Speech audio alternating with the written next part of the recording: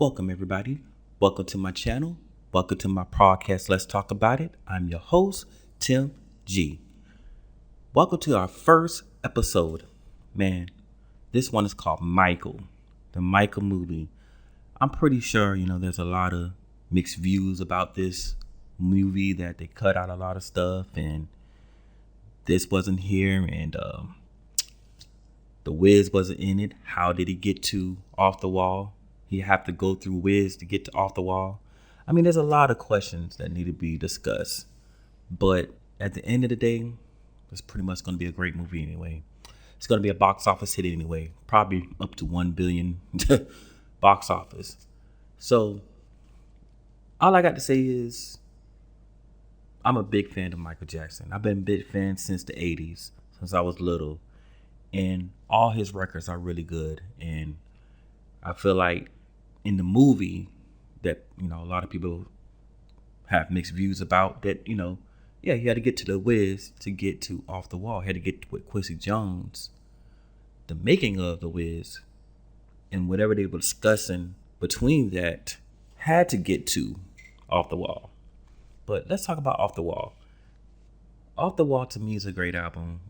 And it sold 20 million copies or something at the time, or 10 million. I think this is a great album.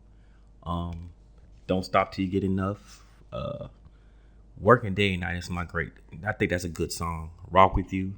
I think this is like the best disco R&B funk album ever that came out in 1979. And I'm pretty sure that this will happen. Quincy Jones said, hey, we're going to do this thing. We're going to make Off the Wall. I think this is a great album. So the next one is the big album that I think was one of my favorites too. It's Thriller.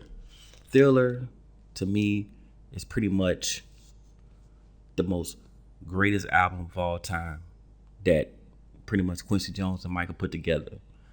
Each song represents timeless music forever, that I don't think anybody would ever break this album. I don't care who you is. I don't think nobody would break this album. I think to me, Thriller will set the time forever. There's people going to be listening to Thriller for the rest of their lives until I get old, and my daughter's going to she's pretty much a big fan of Michael Jackson because she always be doing Michael Jackson all the time. But I think this is one of the best albums of all time. But, a lot of people have mixed views, say that Off the Wall is better than Thriller, Thriller better than Off the Wall. But to me, Michael Jackson got all his music is good. But then we have the next one, the Bad album. Pretty much in the movie, I'm pretty sure everybody watched the movie that it ended with Bad. And I guess the reason why they wanted to end it with Bad because there's going to be another chapter, because we're going to discuss about the next album, Dangerous, because that's a whole nother pretty much production in the 90s when he got with Teddy Riley. That's a whole nother production. So the Bad album, man, I think this is the best album too. Each song on there was pretty much the best. He killed it on this song. And pretty much that's probably with the mixed views. Everybody say stop at Bad, but we just gotta wait on part 2. What's gonna happen in part 2? So, the next album I think is awesome is the Dangerous album. That's pretty much, I believe, that part 2 of the Michael movie.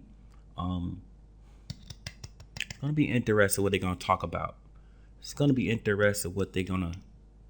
Who's going to be a part of that production behind the Dangerous album? Because, a lot of people are gone. You know what I'm saying? Most people that produce most of these albums are engineers and, probably not longer here with us anymore. So we're going to see how this is going to play out. But this is one of my favorite albums. Then we got to the History album. Michael was going through a lot. We all know that in the 90s. Michael pretty much was going through a lot, and he had to make a statement. The History album. He had to make a statement to let everybody know what he was going through. I think this is a pretty much good album too. And man, this album fire to me.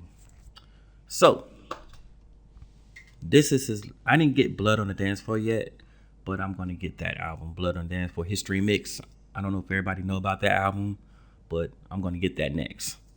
So the last album that he did was Invincible. Man, I think to me, Invincible is the most greatest second album of Thriller, behind Thriller. Man, the production behind this is awesome. Like to me, this is my favorite album of all time, Invincible. It does not get any credit. And I think everybody need to go out there and listen to this album. This album is legit. So, man, we just gotta wait and see what they're gonna say in part 2. But, at the movie, I've been hearing, like I said, mixed views of, the Victory tour that, they put out an album called Victory, and none of the songs was not even on the tour. But pretty much a good album. Pretty much all the solo brothers, all the brothers did their own solo thing, but didn't perform none of the songs on the tour. But I believe that Michael wanted a Thriller tour, but I don't think he wanted to have anything to do with all this anyway. He wanted to do his solo career. He wanted to go out there and do his thing. But like I said, mixed views, but I like everything. I like the album. Michael Jackson the best, and I'm doing everything because of him in music, film, whatever. He's the reason why I do what I do. So thank you guys, and I hope you enjoyed the podcast, and we're going to sit down and talk about the next episode. All right, talk to y'all soon. Ooh, let's talk about it. Ooh, the world gon' hear about it. Let's talk about it. Oh, let's talk about it. With your host, MG, yeah, the world gon' hear about it. Let's talk about business. Tell me about your life. Yeah, I wanna hear about it.